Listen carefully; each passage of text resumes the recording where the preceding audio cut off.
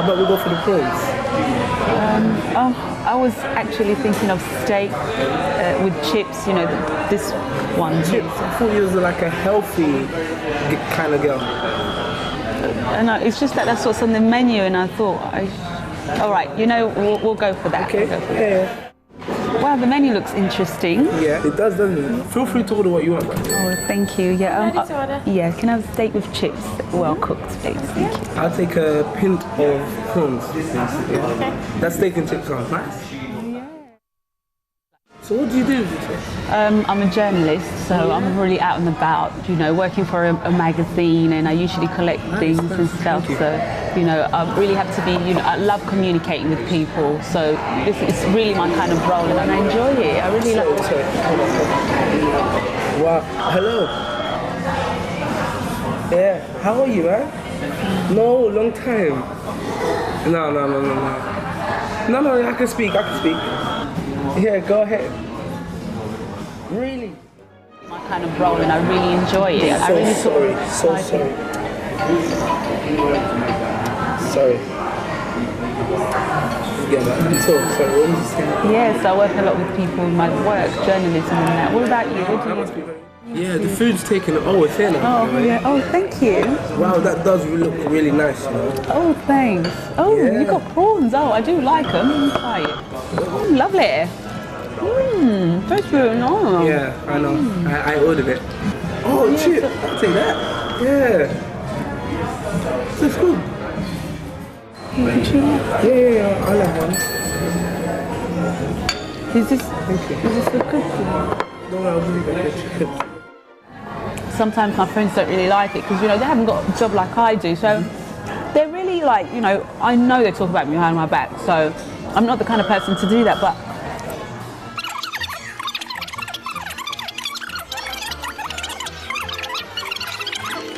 because Stacey, one of my other friends, was telling me that she was talking about me, how I was proud because I've got a great job. Well, get a job in it. Do you know what I mean? I'm so sorry, but it's just things that happen, really. It's so annoying. Like I was saying. About your magazine, so how... Yeah, it's going quite all right, actually. Yeah? Yeah. Tastes nice. But so, yeah, I was saying, it's just things that really happen. Well, you know, my boyfriend, my ex-boyfriend Jimmy, we did so many things together. We went on holiday, Barbados, you know, he really treated me well. It was really nice. He surprised me, flowers, took me shopping and things like that. It was really nice. I mean, unfortunately we broke up, but it was a mutual split, right? It wasn't anything like we argued, or mutual split. But, you know, we had some good times together when I think about it. Yeah. But anyway, that's the past. It's about us now, isn't it? Yeah. Nice. Yeah, it's like the other day. I mean, what's your name again? Sonia. Yeah, Sonia. Yeah. So it was like. It's actually Sandra. Oh, Sandra. Yeah, that's right, Sandra. It's like the other day. I mean, no disrespect. I dislike women drivers. I mean, no disrespect to you as a woman, but it irritates me. It's like they can't drive. I mean, where did you get your driving license from? You do in spare time and things like that, really. Yeah, just. Okay. Yeah, so should we get the bill? Yeah? Yeah, I think we should actually, yeah, so it's about time, yeah. So really, it's just what it is, really. What's this? It's outrageous. Oh, but we're gonna go halves, right? Oh yeah. That's perfect. Okay. Alright. Tell me about the things that you like. Yeah, I mean I like a lot of things. Thank you very much. Oh, okay. It's been a good service, hasn't it? Oh yeah. Would you like me to No, something? It's perfect, I've got it. Okay, that's fine. So yeah, it was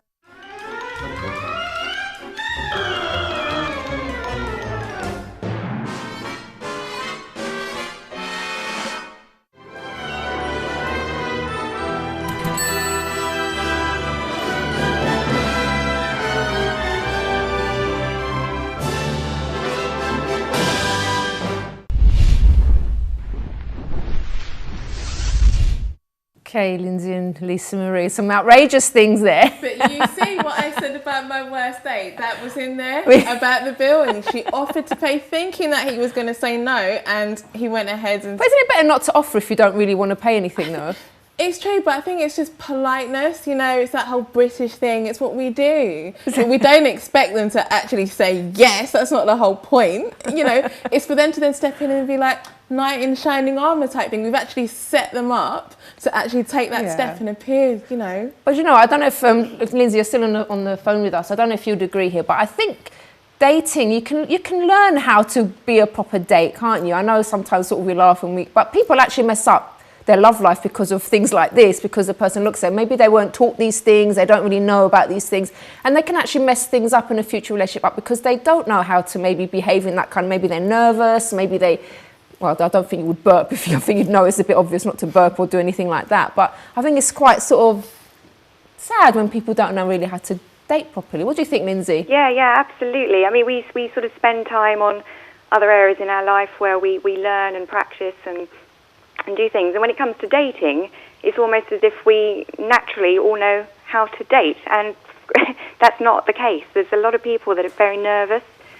And also they base their experiences on previous bad experiences. So they set themselves up going along to a date and being in that wrong frame of mind. What you have to do is, before you're going on a date, get yourself in the right frame of mind. And you know, go there and enjoy it. Listen and be attentive to the person that you're meeting. And most of all, it's good experience. If you find that the date isn't going according to plan, or it's someone you think, the chemistry is not quite here, it's still a good opportunity for you just to practice your communication. Yeah, you don't have to be rude and say, look, I don't like you, I'm leaving, because I don't want to waste my money. But it's true, you enjoy the experience, and you are getting practice, really.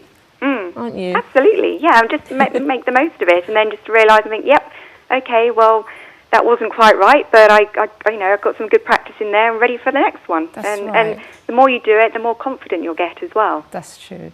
Okay, well, Lindsay, you're going to stay on with us for until after the break as well, and okay. I'll just let you know about my worst date as well. There's only been one actually that it was a worst date, because I haven't been on that many, because I met my husband quite early on. But there was this guy that I just met on the tube. We were just sitting waiting for the train, and he came and started talking to me and stuff, and we arranged for a date, and it was actually, I think it was my first date, so I was quite afraid. I was a bit petrified actually. So I decided to take along 2 friends with me, and as you can imagine, that didn't go down at all well with him. So he was grumpy the whole of the, I don't blame him, he was grumpy throughout the whole meal. He kept trying to talk about himself, and my friends were just sort of laughing. I was like, I don't know what on earth got into me to take friends, but anyway, I did. Sorry, I made a mistake. And yeah, it just turned out really bad, and then I ended up paying for the whole meal. He just let me pay for everything, even though he was the one that asked me out. But and I just asked you, not your 2 friends. Well, yeah, he didn't ask my 2 friends. And then, I never saw him again. I wonder why. But anyway, it's time for a break. So afterwards, we have another lovely guest joining us, and he's going to be talking all about conflict, because he's a bit of an expert in that, and he's very interested in how people relate to each other and conflict and stuff. So he'll be joining us after the break. I'm not going to try and say his name again until afterwards, when he's here on the sofa with me. So join us after this.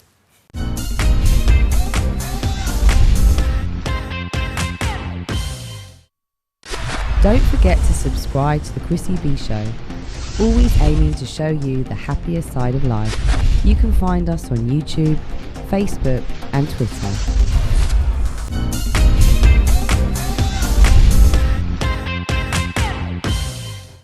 Welcome back, where we are speaking about the do's and don'ts of dating and relationships. And now joining us is Chris Markovich, who's I got it right! You got it! Great, I did it! Who's an interpersonal skills and conflict resolution coach. Good evening, Chris. Hello there. Hi, Chrissy. How good to are meet you? So far, so good. For a man of my age. Oh. Now, you did bring your lovely wife on today as well. But you were telling me, how did you meet, you two? And when did you meet? Because that's quite a coincidence, Lindsay, if you want to hear this. Go on. Well, fascinating. Hearing Lindsay speak earlier on, and she spoke, I think I heard you correctly, Lindsay, and hello there, wherever you are. Hi. In snowy Tunbridge, Wales, I understand. Yep. Ingrid, my partner, and I, we met through a small ad in the Time Out, which used to be the way of meeting people a few years ago, before the days of the internet and so on. Right. And our very first date was the eve of Valentine's Day. Oh, What There a you go. coincidence. yeah. Very shrewd on my part and on the part of your husband there, Lindsay, because of course the night before the Valentine's Day you get all the great deals in the restaurants because it's a lot cheaper than Valentine's They're Day. cheapskates. There you go. So there was method in the madness. So you might want to quiz your husband about that there, Lindsay. So tell us, Chris, your best date. My best date? I think it was with a woman that I met some years ago, and we were in a Mexican restaurant on a first date, and a little voice in my head said, I'm going to marry you. First date, I'm going to marry you. But what was it about her? Then? And I don't know, we kind of clicked, I guess. And we never did get married. But she's sitting over there after 17 years. So it never happened. But that voice was loud and clear in my head. Well, so far so good, as I said a few minutes ago, definitely. Okay. So I know you deal with resolving conflict in work situations and stuff like that, but obviously that we can relate that to relationships as well. But how did you actually get into that in the first place? Why the interest in conflict in particular? Yeah, well, it's the kind of thing that I ran away from and still do a lot of the time. So there's a lovely expression. I think it was a man who wrote Jonathan Livingston Seagull, Richard Bach. I believe it's ascribed to him. We teach best that which we most need to learn. And I certainly felt that I first was introduced to the actual material that I worked with through a friend of mine and ran some courses many years ago, and have continued to do so in companies and organisations and so on, and also have worked with people on a one-to-one basis. And I find it fascinating because just a few, if you like, changes in the way that we engage and communicate can make all the difference. And very often conflicts will come from a tiny little seed, tiny little thing that we might do, and escalate from there. So something as simple as cutting across while somebody's talking to you. Where does that lead? And within seconds, the other person cuts across. And in the end, we have a row. And most will start with a little interruption of that nature. So little things like that intrigued me and have intrigued me ever since. And I really, really love working with material and watching as people will pick these things up and hopefully improve the way that they engage and they communicate. Now, I'm interested in sort of getting things from a woman's perspective, from Lindsay's perspective, and from yours as well as a man. So how would it say, if, I know it's to do with couples, but say there's an argument between a couple. Lindsay, what would you suggest? How would you resolve that conflict before An it gets any argument worse? between a couple. Yeah, if it's a couple arguing. Yeah. Or about to get.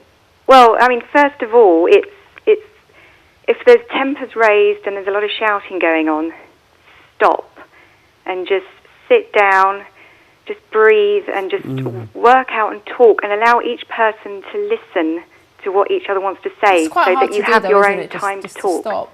It's hard when you're in that heat of the moment and you're really like angry and you want to throttle the other person. It's quite difficult to stop, isn't it? And that's when you can quite often say something that you may regret later.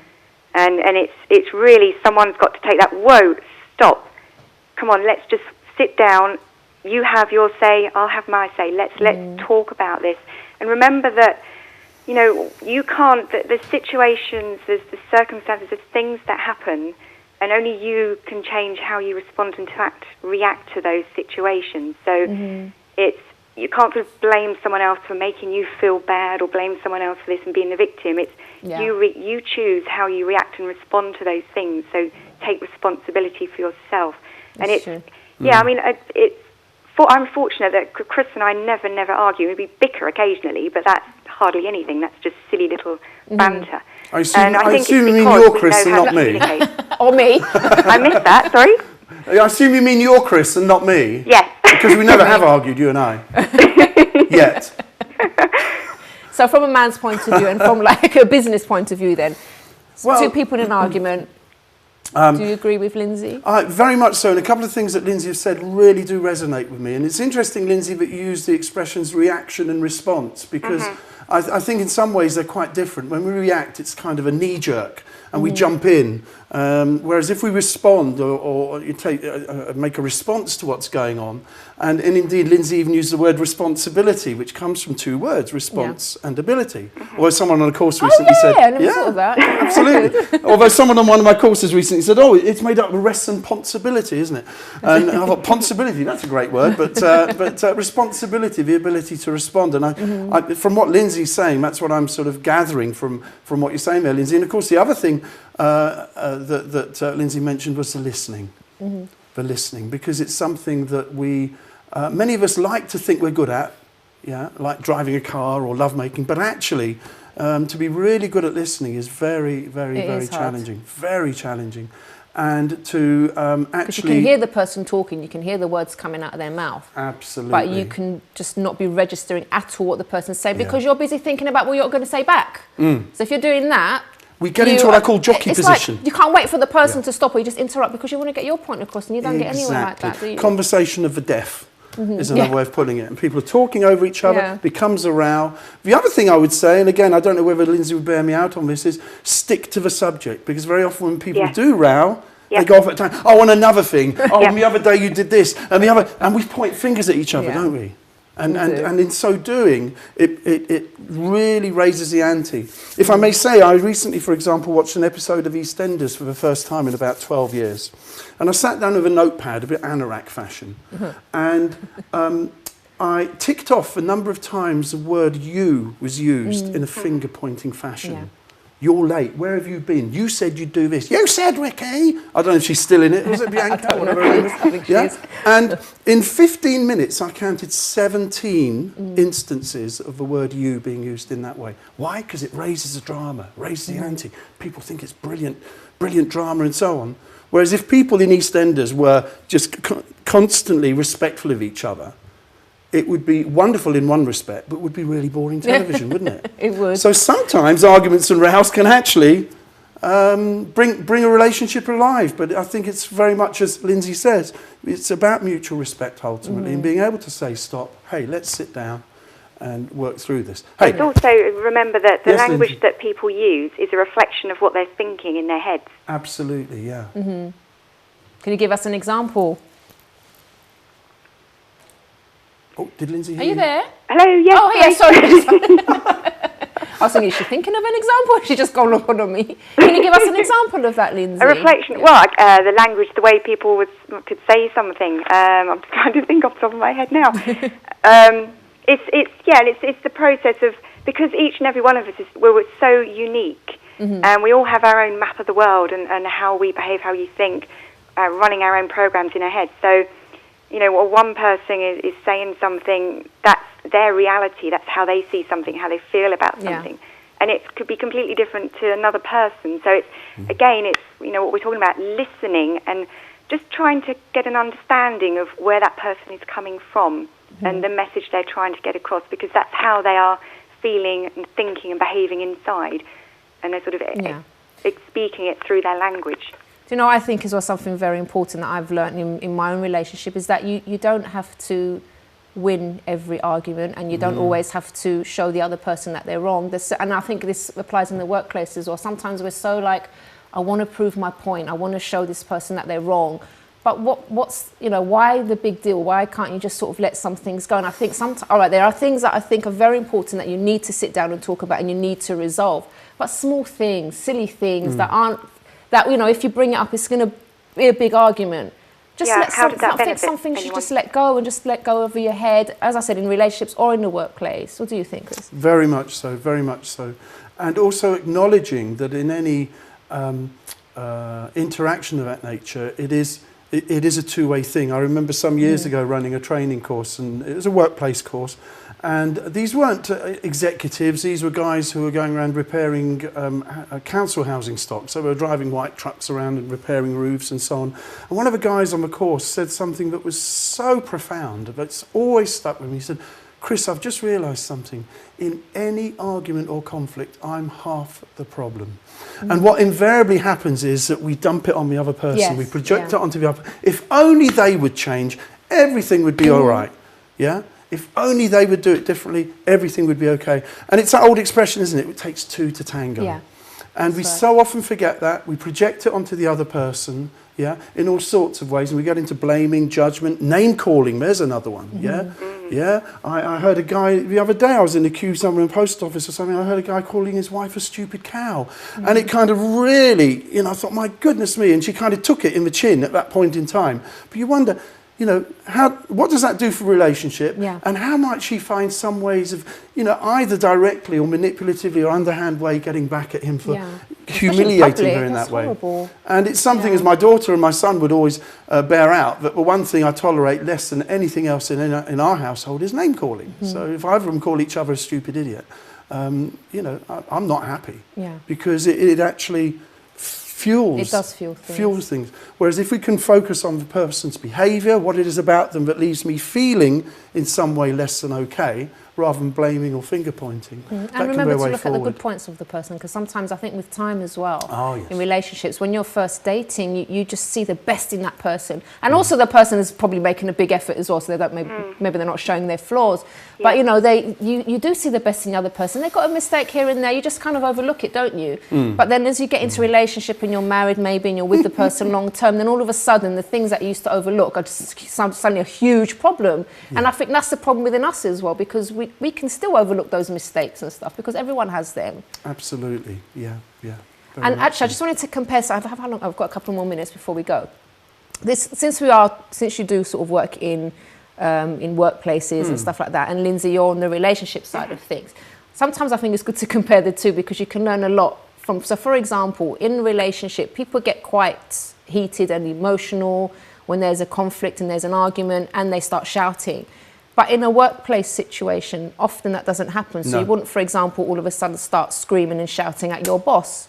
If they said something that you didn't like, you'd kind of hold that in and you would maybe not get offended like you would.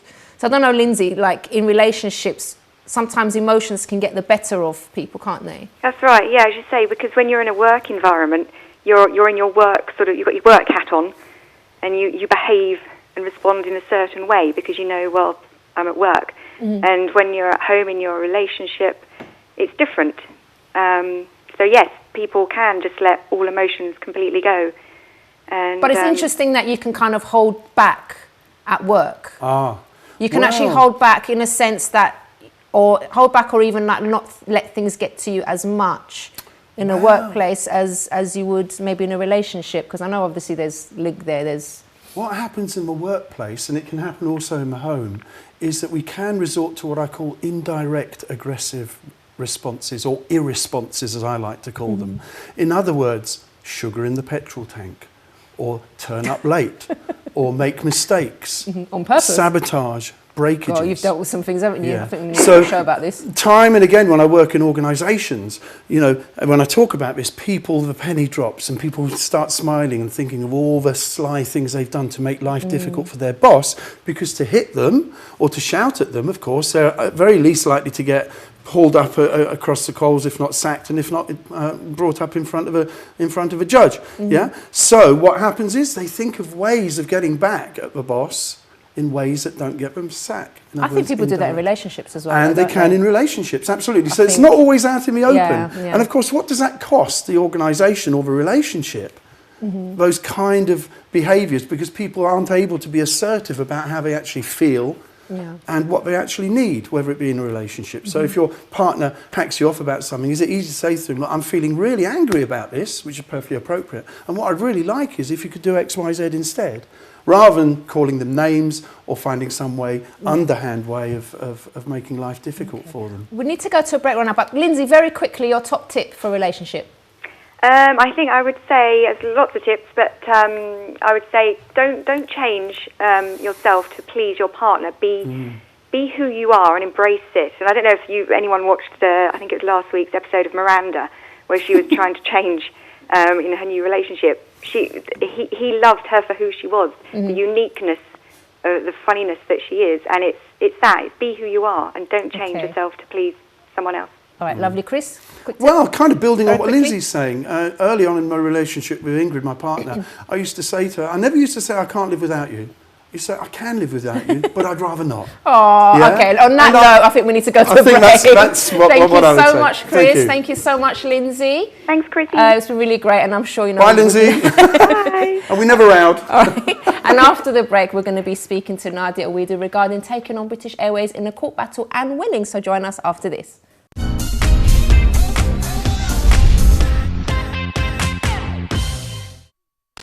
Don't forget to subscribe to the Chrissy B Show, always aiming to show you the happier side of life. You can find us on YouTube, Facebook and Twitter.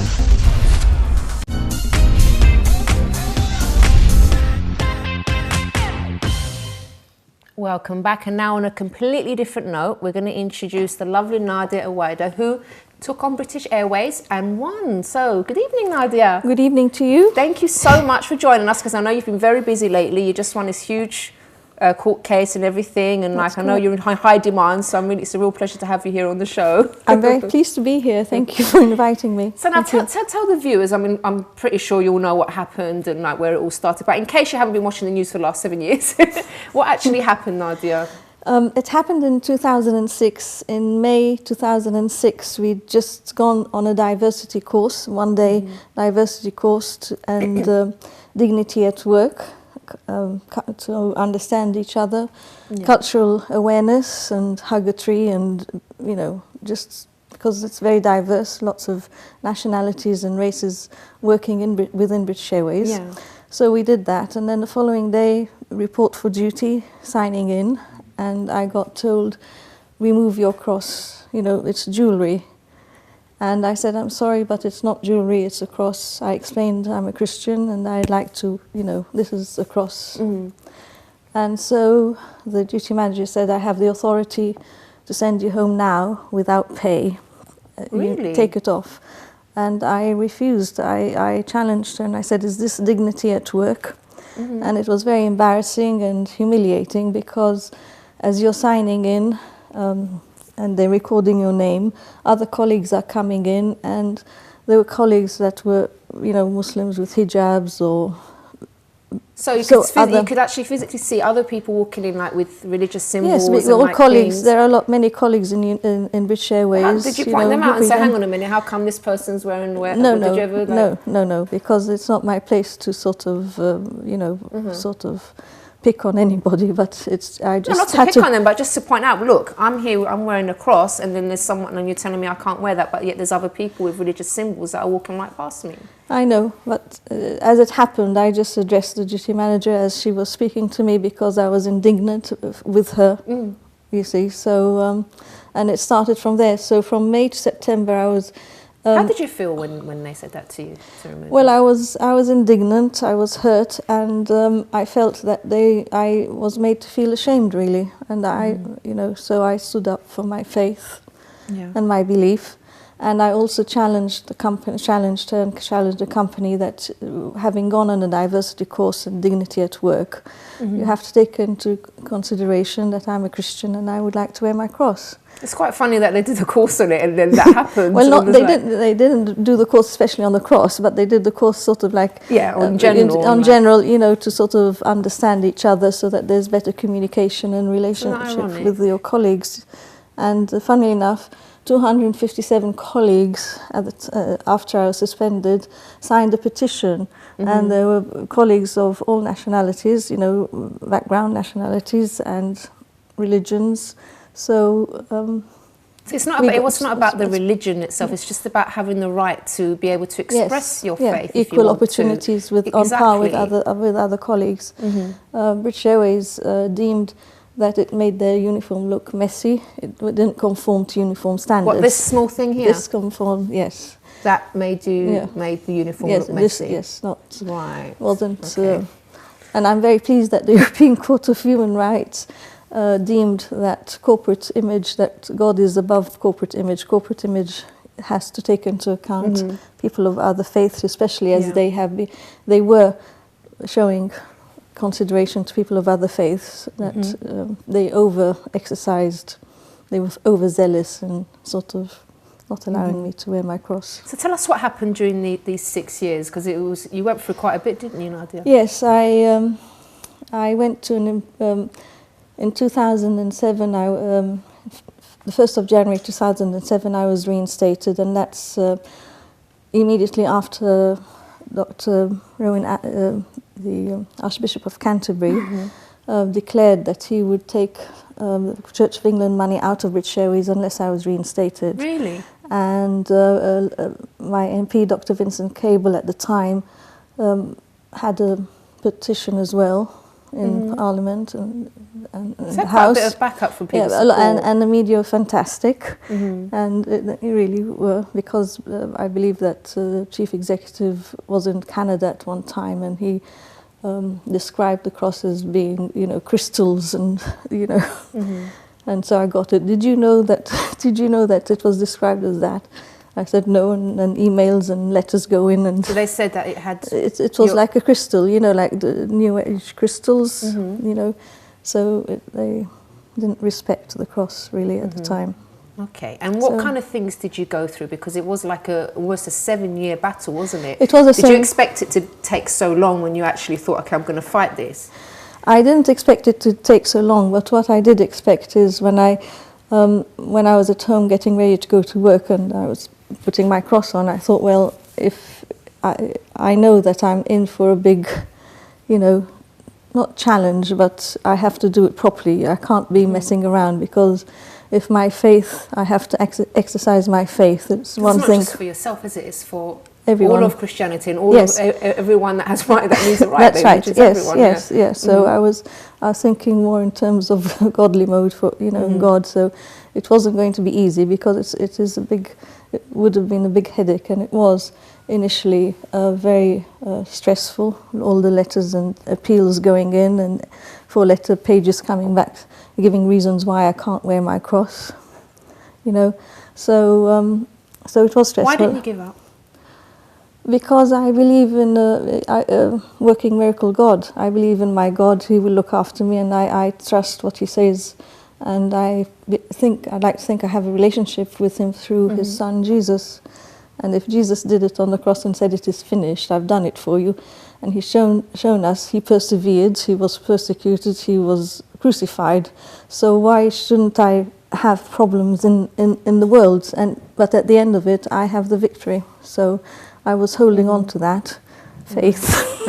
I was a persistent widow, nagging. And I went through 6 courts in England.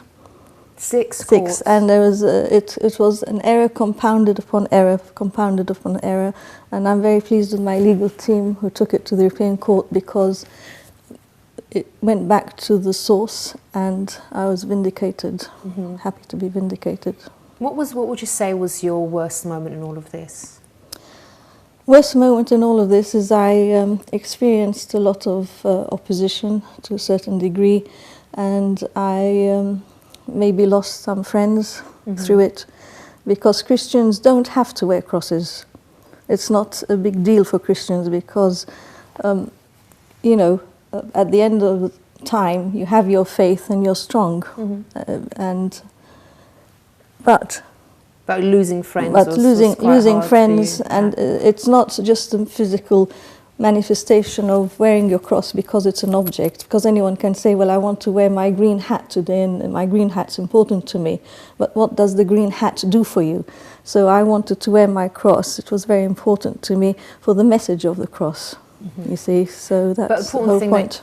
That you mentioned as well, you do sometimes lose friends. When you decide to go for anything big, and this was something huge, because you took on a massive company, and and like you said, you had a lot of opposition. You had people supporting you, also had people maybe thinking you were crazy, that you should just give up, and what you're doing, it's not worth fighting for, all these kind of things that. And this happens in everyday life. It happens when when you want to go for something big, when you have a dream and you want to really go for it, you're always going to get opposition. You're going to lose friends sometimes, especially friends that maybe weren't your real friends, because they're jealous of you and they want to, they don't want you to get there. They don't want you to be happy. So you will always get this opposition, and sometimes it's going to be a long battle as well, like as yours was, almost 7 years. But it's important to have that fight in you, because if you know something, for example, it's your right, by the way, it's your right to be happy. Let's bring it to problems as well. It's your right to be happy. I don't believe sometimes people can say, just accept your problems.